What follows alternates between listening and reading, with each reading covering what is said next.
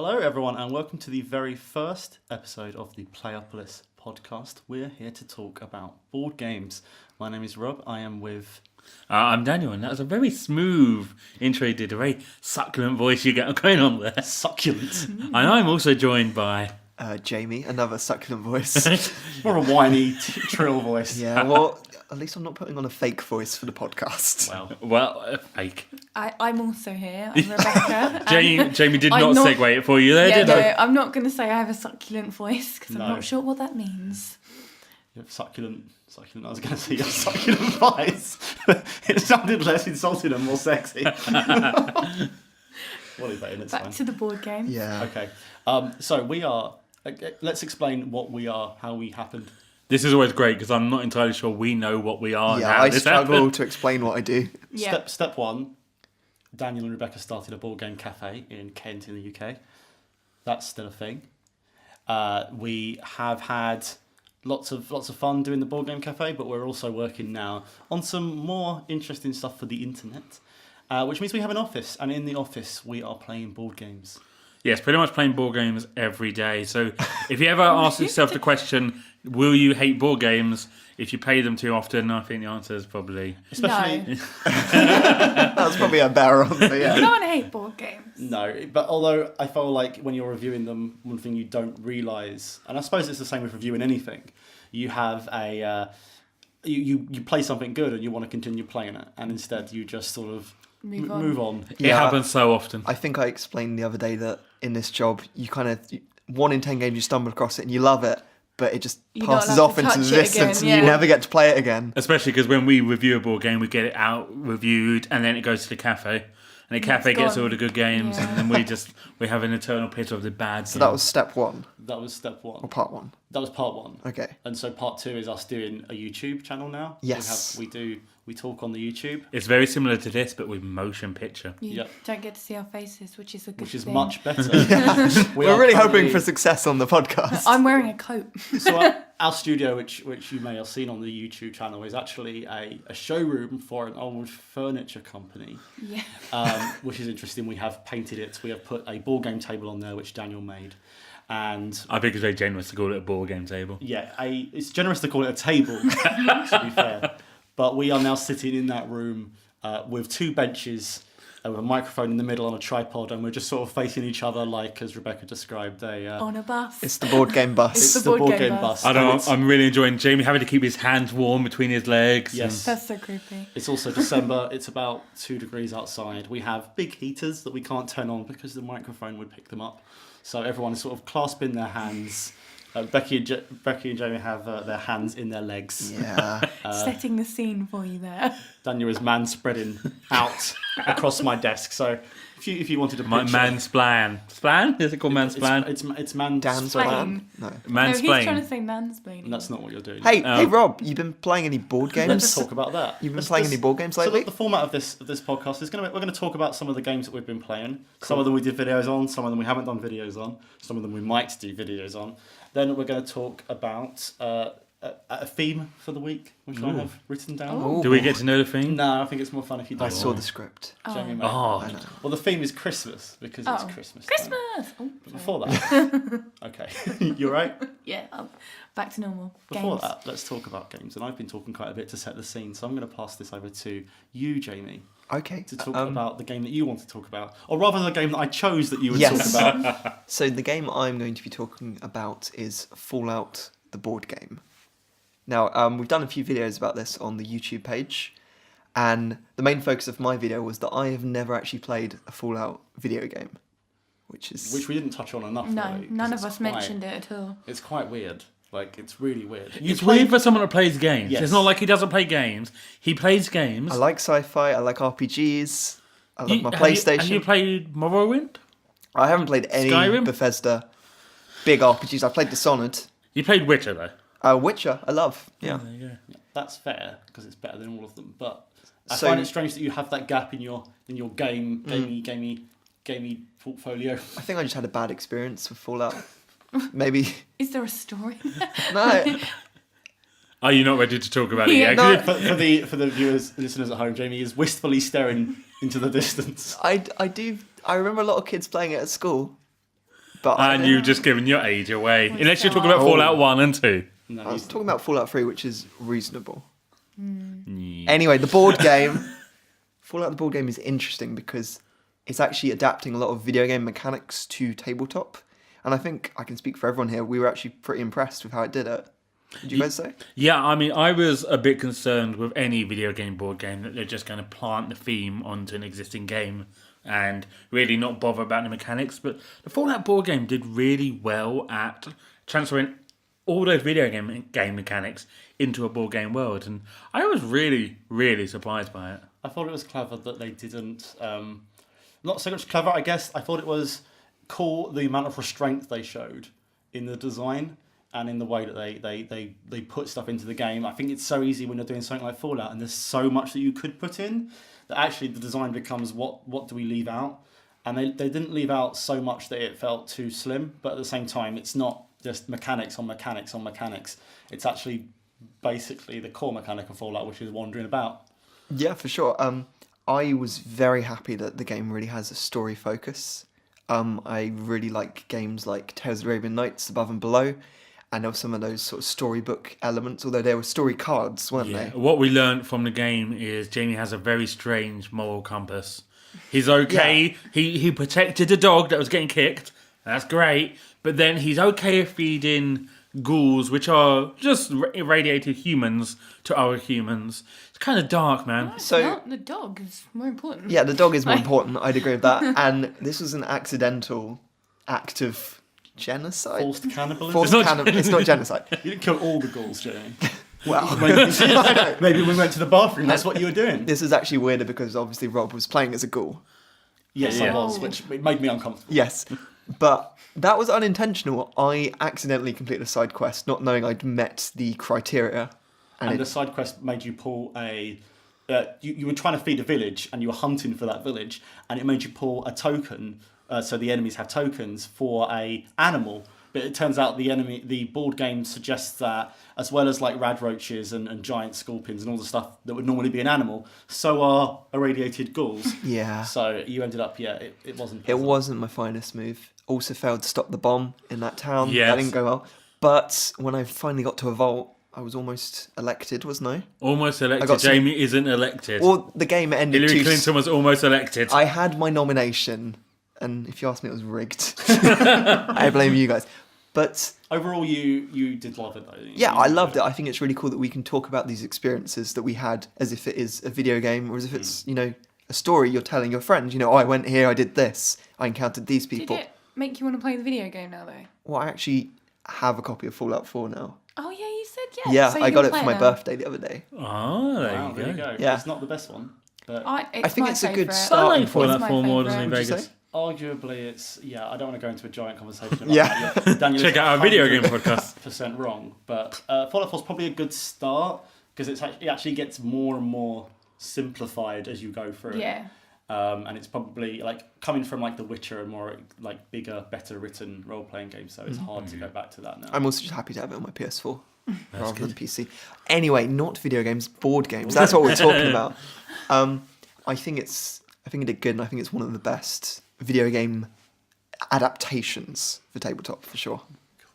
So we've learned about Jamie's gaming. Who have you got next on your? I say script. It's 5 lines. 5 lines. 4 lines, one for each of us, with the name of the game that we're talking about. Oh. Very Let's nice. go on to you, Dan, please. Okay. Are you going to tell me what the game? Well, I've put down Rokugan. But- But you can talk about anything else you wish Go on, to. you want to talk about You were just Rokugan. talking about it out there. I freaking love Battle for Rokugan. It's good. And it will go back to the start of this podcast when we said when we get really good games, it's so frustrating that once we reviewed it and we've put it aside, we don't get to play it again. We've got too many games that we have to play. I mean, we get probably 6 releases at least a week, and we can't get through all those. Battle for Rokugan is a sort of it's a territory control game that is just perfectly refined. To me, it's like a fine whiskey. You can get a lot of different whiskies, but when you get one that has the perfect balance of taste, Is it a Japanese whiskey? Then? No, well, I don't know. It's Glenfiddich. Sake. Is that that's how you That's say not it? whiskey, though, is it? Oh, well, close. It's a drink. It's a drink. Yeah. It's an alcoholic drink. How's the game? It's like whiskey. We've established that. Okay, to maybe be less metaphorical. To be better at speaking, I would say what's really good about it is it takes a lot of the strategies that you get from much more complex, much longer games and transplants it into something that's much shorter and easier to pick up. I mean, you can play a game in 45 minutes, and that for a territory control game is really, really impressive. And also, I didn't think I liked the theme, because the theme is Imperial Japan, and it's not really one I care much about. And it's based on another game as well. It's based on another game, yeah. Which makes you instantly feel like, oh, if I don't play that game, I don't want to play this one. But that Yeah. isn't the case with that. It's interesting actually. We've noticed quite a few board game adaptations of other board games in different genres. So earlier this year we played Raxon, Yeah, Dead of which is Winter. a Dead of Winter spin-off, isn't Yeah. it? And we enjoyed that quite a bit. Yeah, and I'd never played Dead of Winter going into that, and I don't feel like I needed to at all. No. And maybe it would help a little bit, but because board games aren't really these massive narratively focused worlds, I don't think it really mattered that you don't get that experience from that game. I mean, by the time you've played, even if you do play Dead of Winter, by the time you maybe have played since, like it could be like 6 months since you Yeah. played it, what are you really getting from that? It's nice to have those links, I guess, but especially a Rokugan, it didn't need it. Dan, can you explain the central...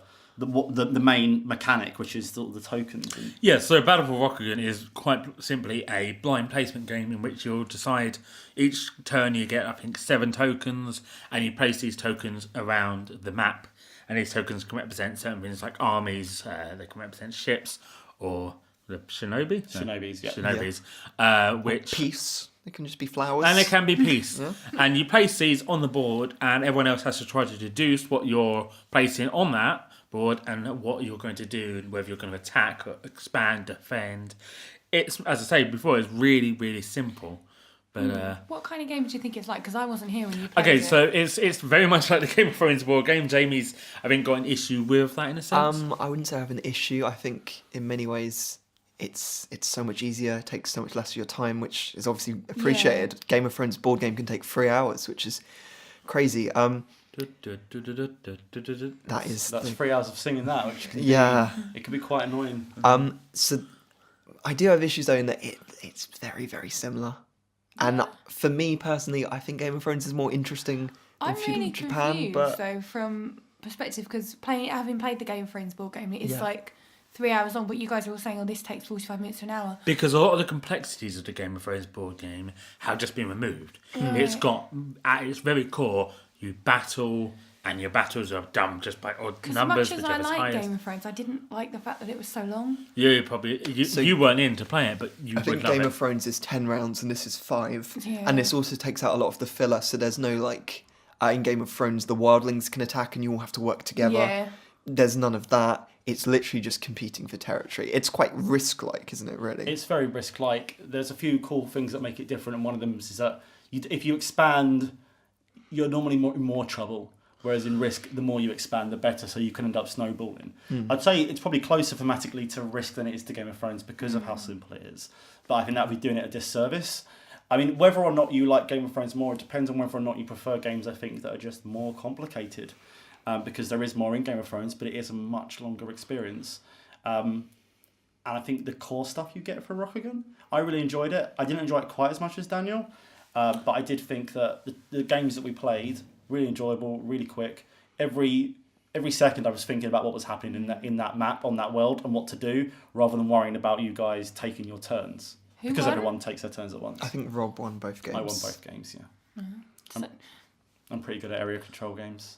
Yeah, And and to obviously be Daniel fair- overextends himself in every area control To be game. fair, though, it's one of those games that when I was losing, I knew I was losing because I was making bad moves. And you didn't feel... Not because the game mechanics Yeah. was screwing me in a way. But that it I was hated. also similar to perhaps Innis in that you're never out of the game. You know, you can No. get straight back in. I mean, the great thing is, no matter how far you extend in Battle of Rokugan, you never say it, no matter how far you extend and how much territory you control, everyone else has the same amount of units as you. So you don't get to a point where you're beaten into a hole and you can't get from it. You would just have to sit there while everyone else plays, kind of thing. You do not know the winner until the last round, and that is fantastic. It's worth saying that if you want to find out more about Battle for Rokugan, we've just released a video review on YouTube. So Playopolis on YouTube, check us out. Yep. Yeah. Long old analysis. Yes. Mechanics. And we Analysis. talk a little bit about how to play it as well. And you also get to see some gameplay, so sort of how it felt at the Some time. seconds of you messing up and Yes. you either laughing or getting angry, I think, which That's- is normally exactly how games That's work. the Yeah. gist of it, yes. So we've had Fallout, we've had Battle Rokugan. So you got something, Rob? Have you? I'm going to quickly talk about Charterstone, which is difficult because it's a legacy game and you can't really talk about them very Spoilers. much. We pre-ordered it ages ago, actually not knowing that it was a legacy game. Legacy games can't go to the cafe for obvious reasons. So I've taken it home. I'm playing it with my fiance. Hang on. You've taken it home? You know I've taken it. How else would I be playing it with Megan? That's a bloody expensive game for you to take home. Yeah, but I will actually get through them, and when I take them back, I do bring them back afterwards. Whereas you keep them But in your it's a house legacy forever. game. You can still have it back though. Look at like. I'll tell you why that does matter though. First Okay. of all, if you're interested in legacy games, but you're worried about only playing them once, you can actually play Charterstone twice for a small charge. So you can turn the board over. It's the exact same board on the other side, and you can buy a refreshment pack, which is all the cards that you're going to write on or mess around with, for about £15 or something, a fraction of the original That's cost. such a good idea. So you can actually play it twice. That is interesting. Why don't legacy games like that though have the board having a slight dry marker 'Cause style to it? There's would a lot of rub it off stickers as as well. It's not But just- couldn't you it's get not like just- And I kids feel get like stickers part that of can be peeled legacy off games, boards? Dan, is changing the board and Well, it moving makes me those feel things. too uncomfortable. No, I think from playing Pandemic Legacy, and I think I'm the biggest sort of supporter of legacy games in the office. I loved Pandemic Legacy Season 1. Part of the thing that made it so special was that we could never go back and we could never change Yeah. it, and you could never have that same experience again. That decision has been made. It is really difficult to review legacy games. Oh, for sure. But they're just so unique and So special. What is the theme for? Charterstone is a village building simulator. So it's essentially a Euro game where you spend a lot of time building your own things rather than worrying about what's on the board. So you'll very initially get to place down a building that will transfer resources into a different type of resource. And there are a set number of buildings anyway, but you're going to get more and more different helpers, different abilities. Imagine a game like Zolkin, for example. Just to throw out any Euro game like that, where it's about resource management and moving stuff around. Similar to that, but there's a hell of a lot more going on in terms of how you interact with the game's rules. So obviously you start quite slowly, and you have a move, which is basically opening a crate. And when you open a crate, you go into a physical crate in the box, and you pull out the set amount of cards that it wants you to pull out. It tells you what pieces to pull out as well. So rather than like a game like Pandemic where you open box C, instead you're going from this big index of cards, and then you might open box C, but you're meant to take out one thing. So it works a lot like Pandemic in that box system. But what it does do really well is really introducing you slowly to interesting mechanics in a way that only a legacy game can do. The first game we played was really, really simple. Like, too simple, of course. But you're struggling already to get the rules and the objectives and all of that in your head. But as you play, you open these crates, but you don't open them at a set time. And that was the big difference between this and Pandemic, is that in Pandemic, if you win a game, you're probably going to open a certain bit to increase the rules. In Charterstone, you only increase the rules if you're going into those crates and getting new components out. And you can choose when to do that because it's a physical move in the game to open them. It's quite interesting. It's quite similar to video games in a way there, where obviously board games, as you say, they chuck all the mechanics at you at once normally. Video games generally would introduce you to mechanic by mechanic as you play the game. So interesting to see that sort of Yeah, I mechanic do transferred. worry about the pacing of the game. What if you stumble across like a really complex mechanic? Yes, Does you that get happen? rules too complicated. Or nothing's too complicated. But if you are the type of people that really want to get through those crates quickly, it doesn't seem, and I've only played 2 games of this so far, it doesn't seem like there's an easy way to stop that happening, which is weird. I guess maybe there's that eventually you run out of those rules and you can continue, but I'm not sure. But the Charterstone, it's been really fun so far. It's very, very, very high quality components. It looks beautiful. Yeah, isn't there like metallic coins? And Yeah, there's like the full on, just in the standard, the only edition you can get. The Once coins. again, the deluxe. Once yeah. again, this is the game that Robert takes home Yeah. for himself. Oh, I forgot we pre-ordered that game that we can't have in the cafe. Yeah, I'm the only person that is ever going to get through 12 copies of the same game. So You guys are He's never got going to do 12 that. copies of it. Daniel I took think home- Wondering World on Money's gone. Daniel's taken home multiple games. He Merlin, lost which he was King going to review Domino. and He never lost did. King Domino. Well, He no, lost I was King gonna Domino. review Merlin. Then I was very confident in my review. Then you guys played it and said something completely. You were so adamantly, strongly But our against. opinions are different Yeah. from yours. I know, but it jarred me off, and then I was So at like, least you're getting great content out of me already for Charterstone. I also steal games from work, so it's fine. Can I just say, I have a fun Charterstone story. My fiancée Meg is quite particular about like where things are placed. And the very first rule sticker we got, she was spending ages trying to place the rule sticker over the box for the sticker in the rule book. And she was trying for so long that I just took it off her to try and do it did for you her. just smush it? In the process of putting it down, not only did I put it on about 45-degree angle from the actual You box, didn't crease I it. creased Oh, it. no. And it's like 3-dimensional now, and it's the very I'm first surprised rule. she wants to play with you anymore. She doesn't. She was I'm surprised she wants to live with you she anymore. was having a small fit about that, but Yeah. I was having great fun because I don't mind. It was still readable, but it did look. You're a it makes terrible me human being. uncomfortable. Once again, that is the office copy of Yeah. Charterstone. Finally, Rebecca. Going on a little bit from talking about Pandemic, Rob and I played Pandemic Rising Tide for the first time today. Yes. And I really wasn't sure what to expect with it. I admittedly haven't played any of the other Pandemic expansions, like standalone. the Cure, the yeah. standalone ones. I've seen them and thought, no, I'll just go back to the basic one. So when we got this, I was a bit like, what am I going to expect? Is it going to be like Pandemic with a new skin? But what we found was it's actually quite a different game.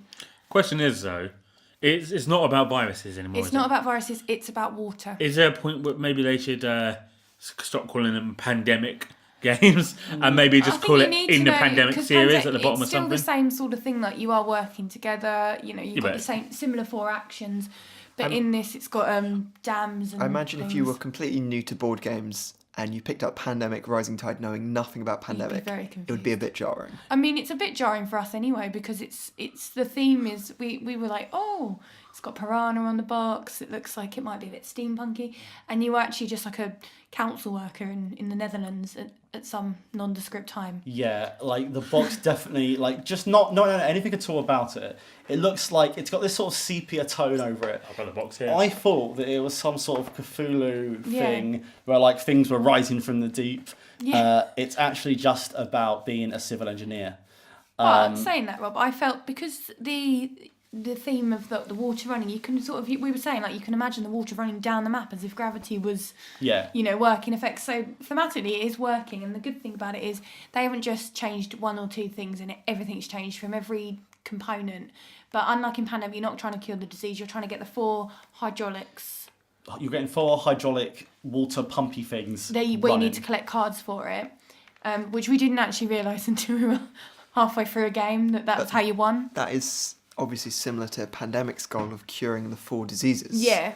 Yes, the main difference is that you have one disease, which is water. Water. And The water- greatest disease of them all. Water floods down the world, and Well, I thought you said it's just Netherlands. the Netherlands. The Netherlands is not the world. the very specific world. And the interesting thing is that if you imagine a disease in Pandemic only grows if you get a card for it. Yeah. Whereas the water in this game Rising Tide, yeah. flows every round. If you have 3 water cubes, every other place that isn't got a dam on it gets 2, and then every other place that doesn't have a dam on those gets 1. So it trickles around So instantly.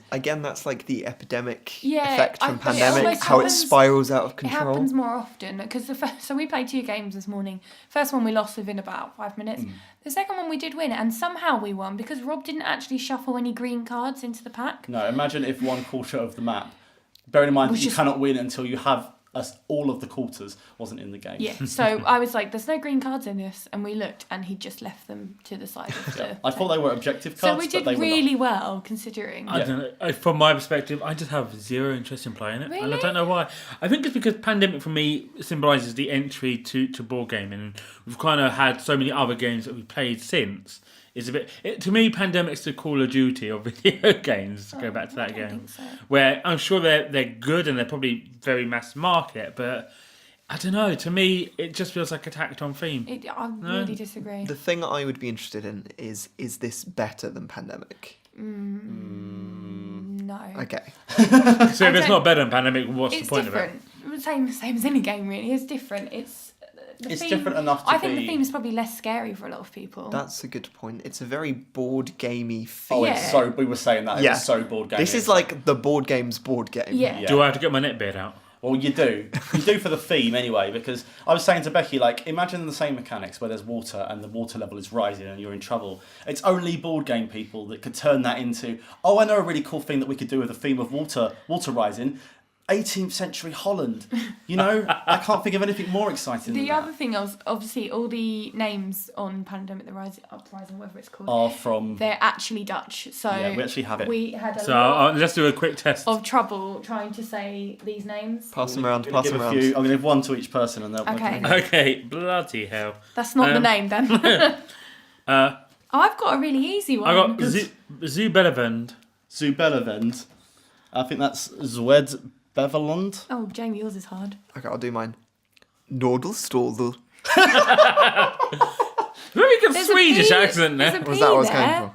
Yeah, but sometimes there's a silent P. You can't just choose what's silent, Jamie. It's not I've just got Delftland. Delftland, which we just kept calling Deafland. Deafland, which we died in many times. And I've got Kenmerland, which isn't too hard. There are some really obtuse, like, there is ones that are just like 9 syllables in a row, though. For clarification, my place was spelled Noordostpolder. Yep. So Easy. put in the comments if you want the proper How are they going to put in the comments? Oh, sorry, pronunciation. Yeah. Pronunciation, yeah. Right. But it's okay because even if you don't know anything about it, just like every Pandemic game, they highlight where that country is on In the a map. colour, So we yeah. didn't have to look too hard. It was just trying to say them. Yeah. You didn't have to consult your massive knowledge. We didn't have to get on the atlas Netherlands. out. Of the counties of the Netherlands. Yeah. All the counties of I will say that I am happy that Pandemic is branching out. And I said this in the unboxing video, I don't think I could go back to regular Pandemic after playing Pandemic Legacy. So I think they're almost doing what they have to do. I see where Dan's coming from. That like Pandemic is seen as a game that you get people into the hobby for, but then you move on from. I don't think that I would like break out Pandemic anymore because I've played so many other games now. Yeah. If I was introducing people to a co-op experience, I probably would consider it, but then I'd also You consider. would consider the regular Pandemic, though, wouldn't you? I would definitely use a regular Pandemic for that. Over that. So then yeah. where's Um, Rising Tide sit in Where that? does it fit? It fits in if you like the core gameplay of Pandemic, And like fancy a different theme as well. fancy a different theme. Yeah, like you have these dams that you have to place on or remove as things happen. But the Pump core, water. yeah. Some people like to have the same game. Hopefully I wasn't too damning on my opinion. You had to interrupt me to make that terrible pun. Yeah, I got others. No. No, maybe no. maybe like Netherlands it'll fall flat. You know. No. Should we move Hey, on? hey Rob, I hear we have a special theme, Christmas theme. Christmas theme for this Christmas episode. theme. Jingle bells, jingle. Okay, so now I'd like to talk about the theme of Christmas, which is a theme that comes up every year, especially for board gamers. Around the same time every year. Yeah, around the same time. December. But especially for board gamers because I think that people always want to find a game to play at Christmas or That doesn't make their family hate it doesn't them. make the family hate them. So first of all, I should say that me, Becky and Dan have the same Christmas because we're family. So I'm interested to hear what Jamie will Jamie's have to family say. at heart. Yeah, but also at heart and not... He doesn't come to our family. If he did, I think we'd pretend we didn't know who he was. Just say, who's that boy outside? Same what we do in the office, though. Yeah, a lot of the same way we do in the office. So we would not have the same experiences, whereas the rest of us kind of do. But I'd say my favourite, I'll start quickly, is Okay. Articulate. I really like Articulate, which is a game where you basically just have to say the word, get your teammate to say a word on a piece of paper without saying that word. So if your piece of paper says leaves, you can say trees, things that trees have on them.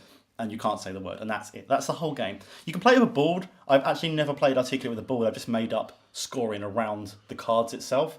And I just find it's fun, it's easy, everyone gets it, but you can be good at it, which I think is a difference between a lot of the games that everyone can understand, is that you can't really win. Is it the kind of game that, like, if you play with your partner, you're like, oh, you know, Yes. you're getting it, and then, or you're not, and you're getting annoyed with them. You can do in-jokes and stuff that they might get, or you hope they're going to get, which is cool. And you can do that with family members as well. So it's just a fun, easy, Yeah. and it's not one that can cause arguments because...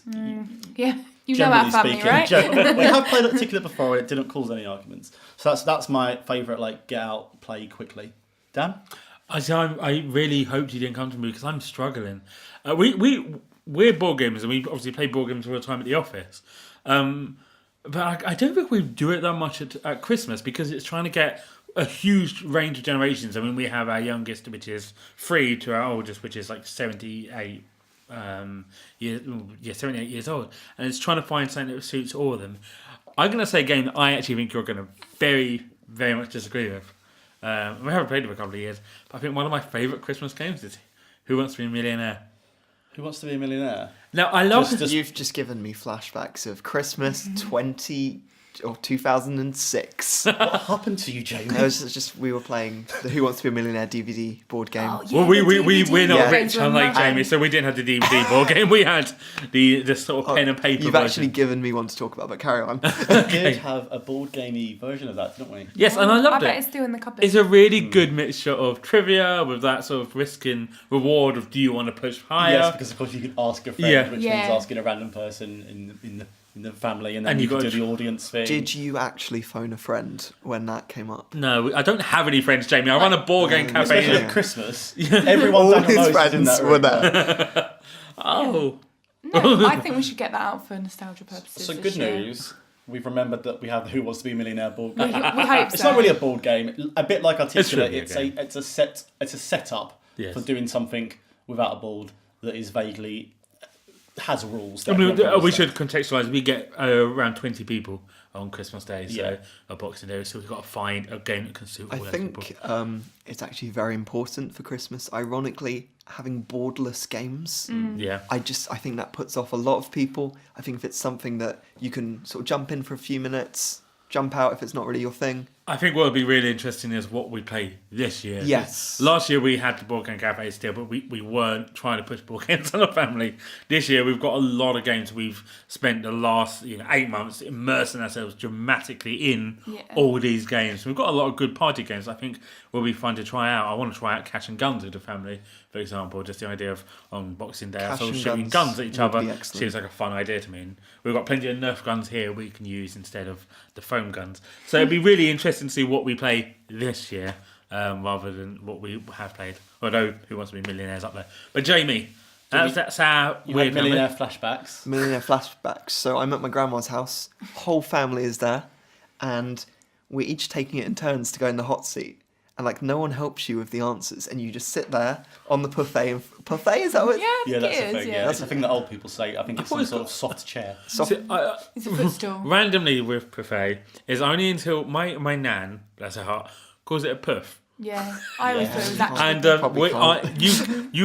it's not called that. I always thought it was. Yeah, me too. Until someone corrected me, and I was like, "Oh my, I oh just dear." called it a footstool. Yeah. Because that's what it is. But anyway, Jamie, you're on the footstool. Yeah, and I just remember us all taking turns, and there was one question I didn't know the answer to, and I turned to my dad, and he was like, "Can't tell you, son." Wow. And I did not win £1 million. But Jamie, you understand the money wasn't real. See, when I was even younger, there was a PlayStation 1 Who Wants to Be a Millionaire game. I had that game. And I was certain that you could plug a printer in, Oh, and it would print the out your money. check. I was certain How old of were this. you? Like That's 15? adorable. No, Cool. we're talking 5 or 6 Right, okay. at primary school. I remember just thinking why has no one done this? It's obvious. I don't really know where to go. So what is your actual You haven't game actually, for yeah. Christmas? So, my family, it's absolute trash licensed games. That's what we'll be playing. We'll be playing the latest, I don't know, Monopoly spin-off. Right. We'll be playing Star Wars Monopoly. We'll be playing a Scooby-Doo game, something like that. Thunderbirds, that kind of thing. How old is the youngest person in your family for Christmas? Well, Is it okay. you, Jamie? No, I'm talking about, because I haven't actually played board games with my family for a long time at Christmas. I'm talking maybe We should invite him over. maybe when I was about 13 was the last time we did it. Right. And we play stuff like Uno. Uno would be, Uno's a good game, would be a though. big one. Yeah, it was just absolute trash. And unfortunately, I just can't convince my family to play Cash and Guns or Subterra or something. That was really good. interesting. So you can't even convince your family to listen to you. Ladies and gentlemen, one of our employees here at Playopolis. Can I have 2? No. Go for But it. one's really little. No. Like No. physically small. Jamie did like a whole biography section, and we don't have time. I will say But you're still going. that I found a fantastic Christmas edition of Love Letter, which I have actually played with my family at Christmas. And Love Letter is a really great introductory game. Okay, I'm going to go now, Jamie. Go for it. Right, as I can't have two, I'm going to have Rhino Hero as my number one game for Christmas. So Rhino Hero is a stacking game with cards that you stack, and you like a big building, and you have to move Rhino around. It's playable for literally any age. So I even think like our youngest, who's only 3, can get in on it, as well as the oldest. And it does make a mess because it all falls everywhere, but it doesn't make that horrible sound. I am interested to see how you're going to play Rhino Hero with 10 people.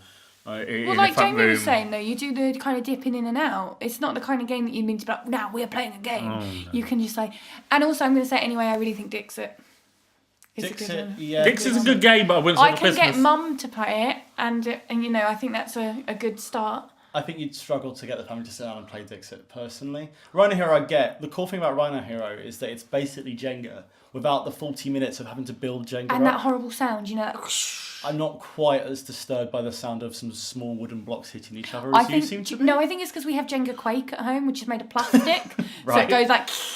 I always found Jenga to be a really bad choice of game for kids because They don't want to put it back together. It's 2 minutes of game followed by 20 minutes of mess. I think it's a good representation of the life. It's a metaphor for life. You build yourself up and you build yourself up, and then it'll just all come crashing down on you. Pokes you in the middle, Yeah. and you fall over. So I'm definitely going to be making sure Rhino Hero is at home for Christmas. Friends, on the topic of Christmas, as the plugger on this podcast, who's going to be plugging what we make. Okay, that's what a plugger is. Okay. This isn't actually something we made, but I want to highlight there's this fantastic article on playopolis.net which was written by Chloe, and she was a freelancer who sort of suggested this article to us, and it's about anxiety at Christmas. And so Chloe is a mental health professional, and she runs this charity called Mental Health Magic, and I just think it's a fantastic article, especially about a lot of the preconceptions people have about Christmas gaming, some of the stress. So I think that's definitely worth checking out. Yeah, because a lot of people, it's hard for us to picture this in our line of work, don't play board games except at Christmas, where they're thrust upon them. Which actually leads me into my final question, which I'd like to talk about, which is what do you think board games could do to get rid of this Jamie family concept of what they need to be at Christmas? So, obviously, Monopoly is the one that's brought out every time. And there are the occasional Trivial Pursuit comes out a lot. Yeah. What does the board game world need to do to get over this? I've seen a couple of adverts for Monopoly on TV recently. Yeah. I've seen an advert for Articulate actually, not a very good one, but it's running on the cable channels, the smaller ones.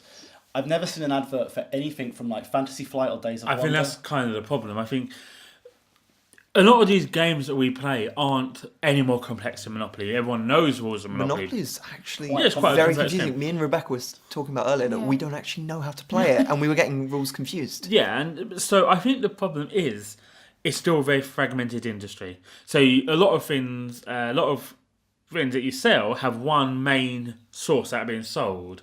With board games, there's different distributors per country. They don't pull their resources together. Some games are really limited prints when they come out, so they're hard to get hold of. In a video game world, you can advertise a video game and say, it will be available. You can download it on Steam, whatever. You don't get that with board games. And I think that's why they're also very nervous to advertise, because you can advertise, you can put quite a large budget on advertising, and then you suddenly sell out your stock if it goes well. I think, unfortunately, you might see this, but licenses is kind of key to this. The reason Monopoly is successful is because there's Star Wars Monopoly, there's Marvel Monopoly. Stranger Things Monopoly. And I think you'd be much better off getting the Marvel edition of Codenames than Marvel. There is now, isn't Monopoly. there? There is. And the Disney one, which I so want. Or even Star Wars Timeline. See, even something I like that. want that's interesting. Even I, who is a big board gamer, going, I want the Disney Codenames. I'm even still being sold licensing, even though we If don't you really... like Codenames, though, that's I like fine. Codenames and I like Disney. So that's it's an obvious. It's not a bad thing to buy those things. And if you really do actually enjoy Monopoly, I don't know. Some people do. I don't know how many people do, but some people do actually enjoy Monopoly. Then getting many different versions of it is probably fine. There's a And a few lot that of people collect it as well. yeah, strange thing to collect considering how many of them there are And how much space it expensive takes they up are, as well. and how quickly they drop in value as well. Yeah. But I do understand where the Monopoly thing comes from, and I think you're right. The stock thing must be an issue. What's a shame is that there's no. It would be cool if some of the bigger publishers banded together to run advertising over Christmas for good games. Something different. Even something like Ticket to Ride. Yeah. Yeah. Just a little bit different. Well, as I said, this year I've been asked by so many people that have got children the same age, so coming up to sort of like pre-teenage, they're ready to actually properly play board games, and I get asked all the time, "What do you recommend?" And that's Scythe.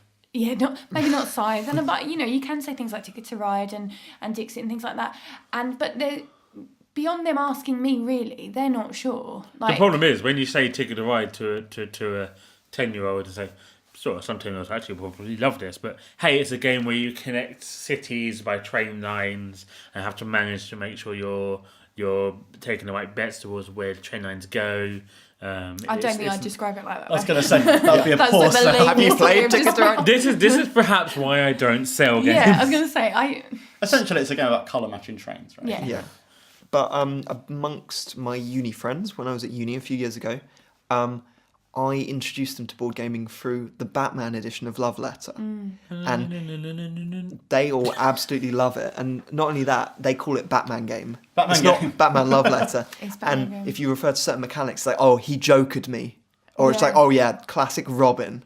Right, fair. So that has worked. It has worked in a sense of that would be the game that they now consider to be all games. Well, I don't think I could have pitched them Love Letter where you're Like, trying oh, to charm princess. a princess, you know? But the Batman spin-off, it did a treat. And some licensed games are. Oh, I'm going to go a quick quiz quickly. Quick quickly. Robert, I'm going to give you a game, and I want you to think of what license it should be put with. Okay, that's Okay. not Okay. fair, but okay. I'm going to start with Mysterium. Mysterium. Okay, so it needs to be something where there are dead people. Well, that's what you're a ghost, right? I would have said Scooby-Doo, Yeah. but clearly I'm obsessed with Scooby-Doo. Scooby-Doo is, I guess so. I was It's pretty. thinking Scooby-Doo. I mean, Scooby-Doo, like no one ever actually dies, Jamie. It's like it's always someone in a mask. Yeah. They don't investigate murders. I would have said something like CSI.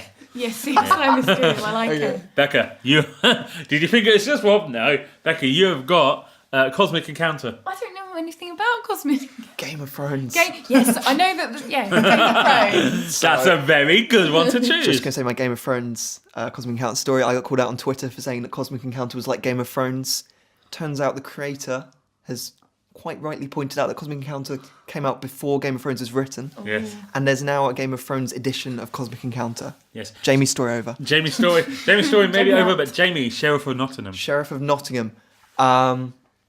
That's tricky. Come on. Anything where you have like, I know, I've got a good one. I would have thought like a crime thing, like The Godfather. What? Wait, no. There is a Godfather board game. Something involving money, that's what I was I would have said Border Patrol. Border Border Patrol. Patrol. I mean, can I say Brexit Sheriff of Nottingham edition? Can you say that? What are you trying to Fantastic. smuggle in? Someone Like, needs to give Dan one. Human Rights Act in the pouch. Oh, Someone does need to give Daniel one. okay. I'm just looking at the games in here. Yeah, we need to use. What about Betrayal at House on the Hill? Betrayal or House on the Hill. I think that would actually work fantastically for Stranger Things. Yeah, no, game. I I think it's got a lot of the mechanics it could have. I think even the We should exploration stop giving like people it. ideas now. Yeah. They're going to start stealing Throwing them. money away. Yeah. Right, well, I think we should probably wrap the up. Yes, thank you very much for listening. Hope it was interesting. If you have any comments, please let us know. Why do you always go quiet now? Either on iTunes, because I'm thinking. I'm Oh, you're not doing talking to succulent you, voice again. I'm talking to the Saying microphone. succulent. It's And so not, weird. it's not succulent. It's just like clear, reasonably clear. Hey, welcome to our podcast. Hope you enjoyed it. We've It's got not- He's doing No. his Baelish Yeah. voice. Yeah, he's gone slightly Irish. So. Sansa. No, that's not good. No, wait. Sansa. Sansa. It's funny how we Sansa. started this podcast before we started recording talking about TV, and we're trying to start talking about TV again, which we're not going to do. We're a board game podcast. Watch The Leftovers. It's depressing. We're a board game podcast, and we had fun. I hope you had fun. Shot After Dark's good as well. We will be doing Netflix. these. We were doing these roughly every couple of weeks. I think we'll see how we go. This is the last one before Christmas. This is the last. Well, we might do another one before Christmas. Can We're I? gonna Can we see- still say Merry Christmas? Just We can still say Merry Christmas now. Yeah. Merry Christmas. Just me then. Merry Christmas, everybody. I hope you have a great time. I'm dreaming. Oh my goodness. Bye. Bye.